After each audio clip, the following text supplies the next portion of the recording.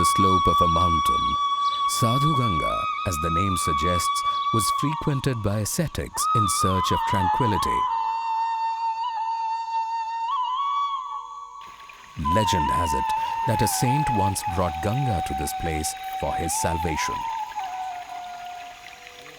It was at Sadhu Ganga that Swamiji experienced for the first time Chit Kundalini. He was sitting when it was aroused, and he fell, overwhelmed by the enormity of the experience. Sadhu Ganga barely resembles the haven it once was. The wooden shrine that many frequented once now wears a deserted look. Abandoned to the vagaries of time and terrorism, a memorial to a not-so-distant era.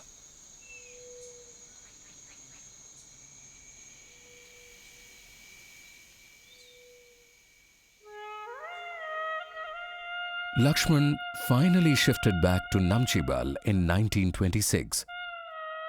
It was a two-story house that his father built for him near his factory. It was here that he studied under Pandit Maheshwar Nath Razdan, Sanskrit grammar and texts of Kashmir Shaivism philosophy. Swamiji's scholarship had by now begun manifesting itself. In 1933, he wrote a book, The Geetarth Sangrah, on Abhinav Gupta's unique interpretation of the Bhagavad Gita. Marble कारखानस पटाई शहर दीवी तो मालिस सचा सिवान पारिंग मालिस सचा Siwan पारिंग 10 Varish core तमिस आज मस्जिद कन बेस फेरन सिगित इथे कन ओस दोहा यिवान मालिस सत दोहा अभ्यास करित गसान. Later one day, Swamiji took Sharika ji, soon to be his foremost disciple, to Hari Parbat. Pointing to the rocks there, he told her, "These are not mere rocks that you see over there.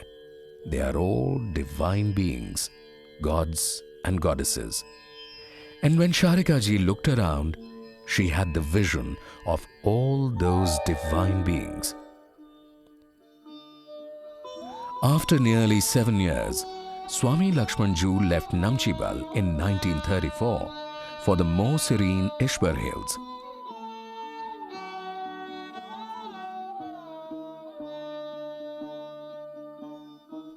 Situated near the side of a murmuring stream, the peace and tranquility of the place was a far cry from the hustle and bustle of his earlier habitat.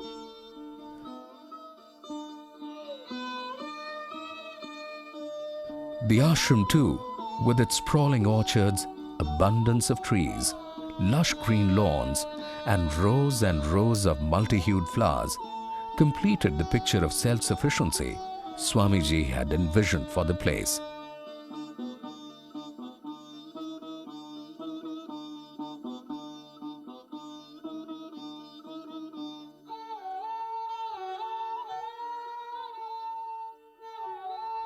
Sharika Devi too moved into a house adjacent to the ashram.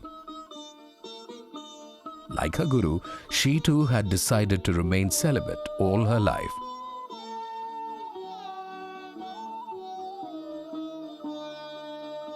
She was soon joined by her younger sister, Prabhaji, into Swamiji's fold.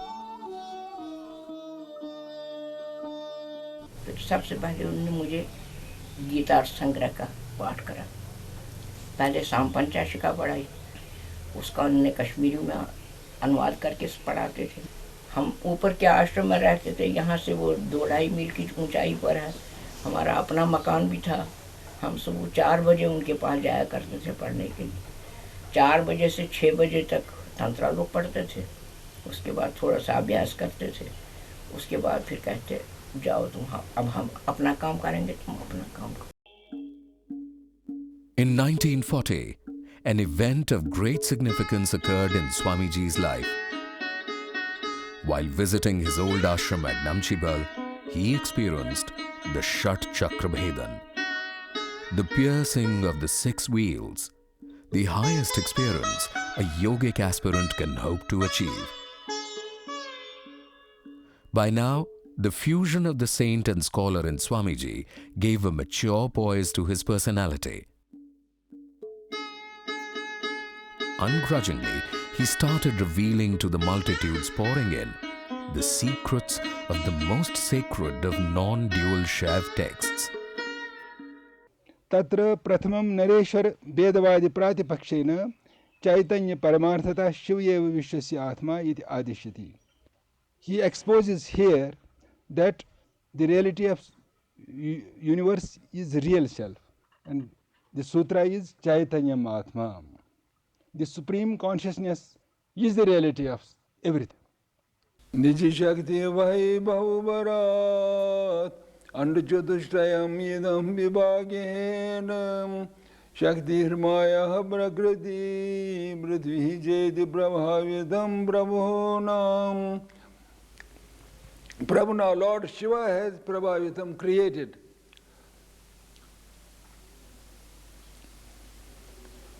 Four andas, 4 circles of this universe. Shaktand, Mayand, Prakritand and Prithvyand. The 5th is Shantakala. Nivritikala, Pratisakala, Vidyakala and Shantakala. 5th is Shantatita-kala. In Shantatita-kala, there are no worlds. Shantatita Tabhavaneva. Shantatita-kala is without any world.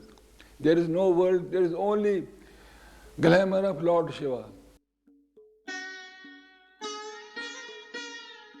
It wasn't too long before his parents, Pandit Narayan Das and Arnimal, came to live with him.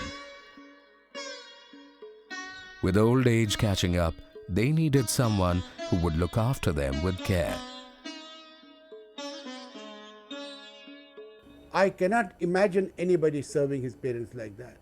I still remember he would not allow any nurse to come anywhere near my grandmother, but I remember him. He would do everything for them. He would give them a bath. They were almost, crippled and bedridden, but he would do everything. Despite all his efforts, his mother passed away after a brief illness in June 1947. This was followed by his father's demise in January 1948. It seemed like a period of bereavement for Swamiji, for it was only a few years earlier in 1943 that his guru Swami Mehtab Kak had attained Mahasamadhi.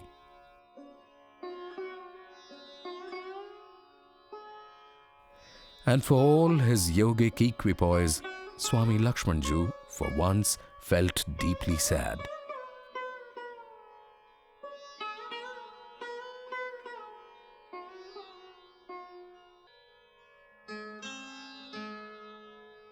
As the crowd of devotees began swelling, Swamiji shifted to a newly constructed ashram in 1959 that was more accessible to his devotees. Located on the Zabarwan foothills, the ashram complex soon became the new Ishwar Ashram, a title derived from the name Ishwar Swarup given to Swamiji by Sharika Devi. This is a video recording of the temple Swamiji established within the ashram in 1984. The shrine is dedicated to Amriteshwar Bhairav, the deity who showers upon his devotees the bliss of Samavesh or absorption.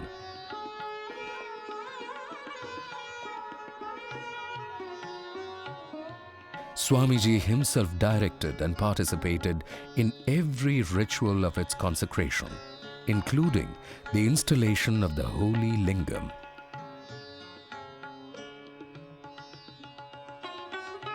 A favorite haunt of Swamiji's was this wooden pavilion that he frequented in the afternoons. It was here that he usually sat in meditation.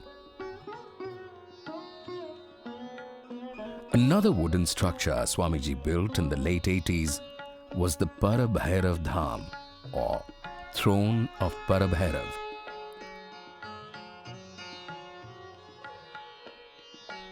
The spiritual aura of Swamiji can still be felt years later in his ashram and the house he inhabited.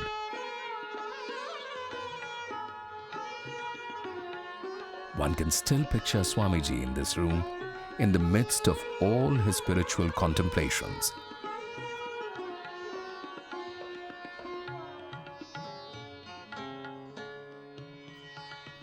The satsang hall near the entrance of the ashram was another important addition, created to receive various scholars and foreign devotees.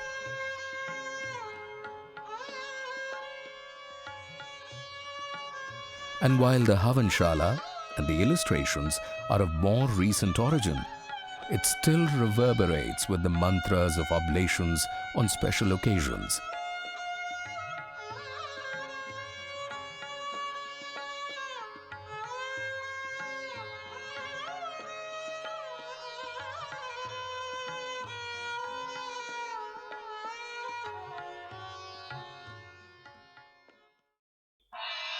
As the mystique of Swamiji's spirituality gradually spread, he began in his quest to engage the celebrated saints and scholars of the era.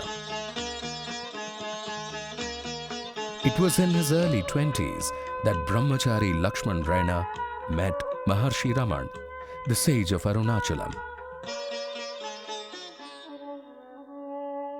It was also around this time that he met the great yogi Sri Aurobindo at Pondicherry. In 1968, Maharshi Mahesh Yogi and his retinue of followers called on Swamiji. So impressed was the Maharshi that he made it a point to meet Swamiji the following year to understand the mysteries of the Shaiv texts.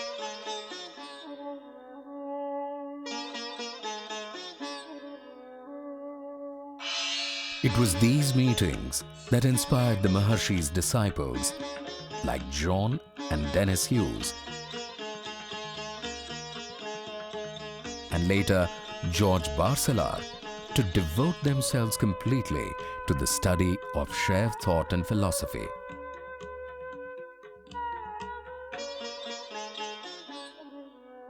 Among the other spiritual leaders he was intimate with were Sri Bal Krishan Das, a much revered saint of Vrindavan, Swami Ranganathananda of the Ramakrishna Mission, and Swami Muktanand Paramhans of the Siddha Yog Peeth.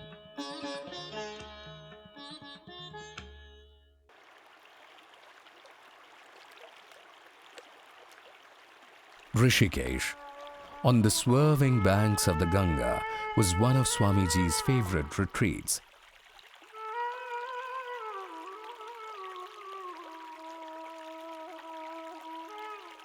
Here, during one of his visits, he met one of the most dynamic spiritual leaders of the time, Swami Shivanand, founder of the Divine Life Society. The society had for its aim the service of humanity as the service of God. In keeping with the spirit of the place, Swamiji nursed leprosy patients in the society. Not surprisingly, Swami Shivanand would often call Swamiji the Lion of Kashmir Shaivism.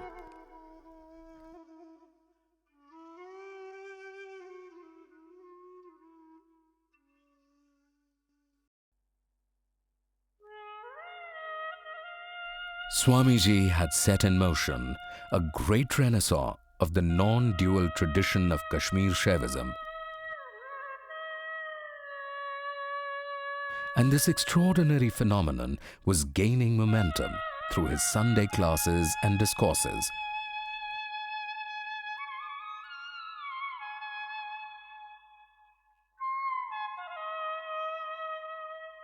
His mastery over the Sanskrit language and vast knowledge of the sacred Kashmir Shaiv texts drew seekers in ever-increasing numbers.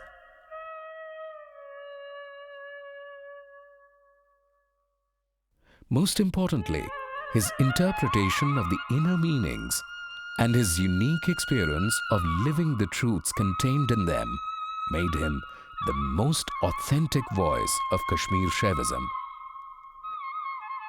Which brings us to the point. Was Swami Ramjoo aware of the role his grand disciple was to play in the spread of Kashmir Shaivism? It's interesting to note that Swami Ram had a clear picture of the vision of Kashmir Shaivism for the future.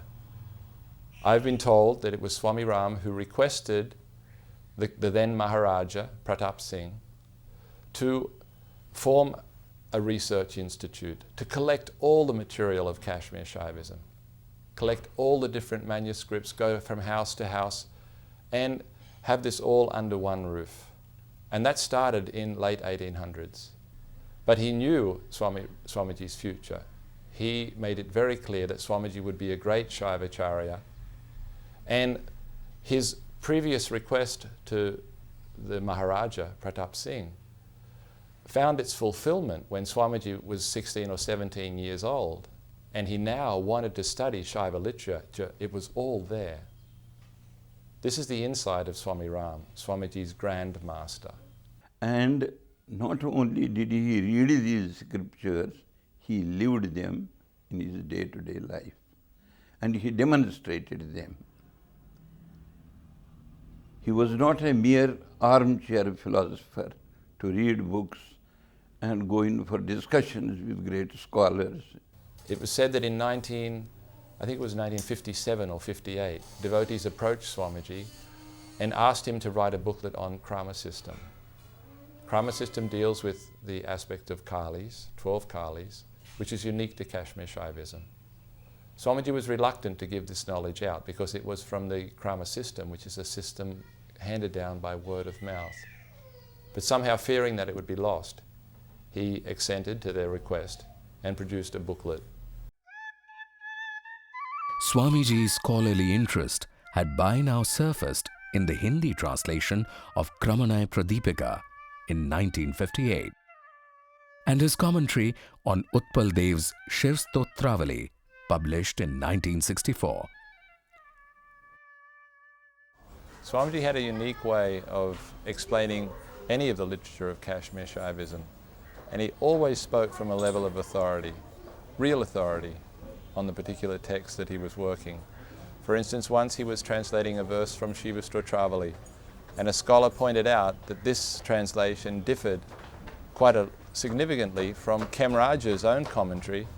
Swamiji simply, with great command, said, "Just listen to my words, because I have entered the heart of Utpaladeva." And this was true of Swamiji no matter which text he was working on, but particularly the Shiva Stotravali, where some of the verses would be so emotional for Swamiji that he himself would have tears rolling as he explained the profoundness of that text.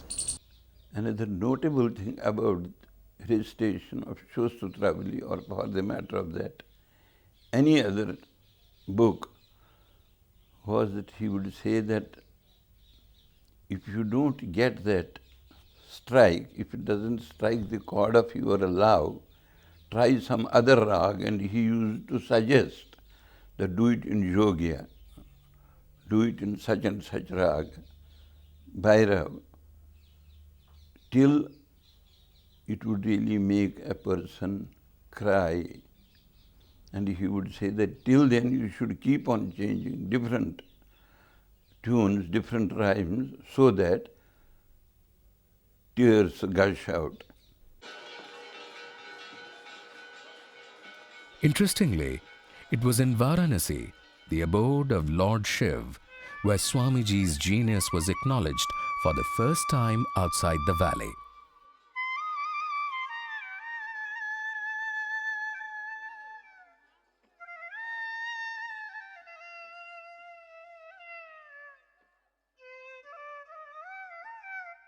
Participating at the All India Tantra Mahasammelan in the Sampurnanand Sanskrit University, his paper on Kundalini Vigyan Rahasyam created quite an impact.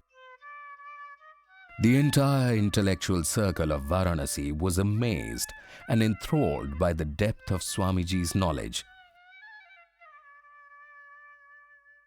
In fact, an honorary degree of D.Lit was conferred on Swamiji by the organizers of the Mahasammelan.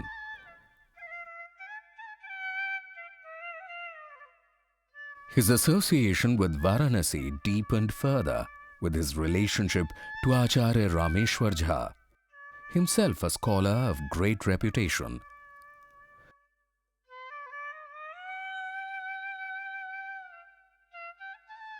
The great scholar Thakur Jaidev Singh was another who acknowledged his indebtedness to Swamiji in all his translations of Kashmir Shaiv texts. और इसके बाद मैंने तंत्रसार लिखा।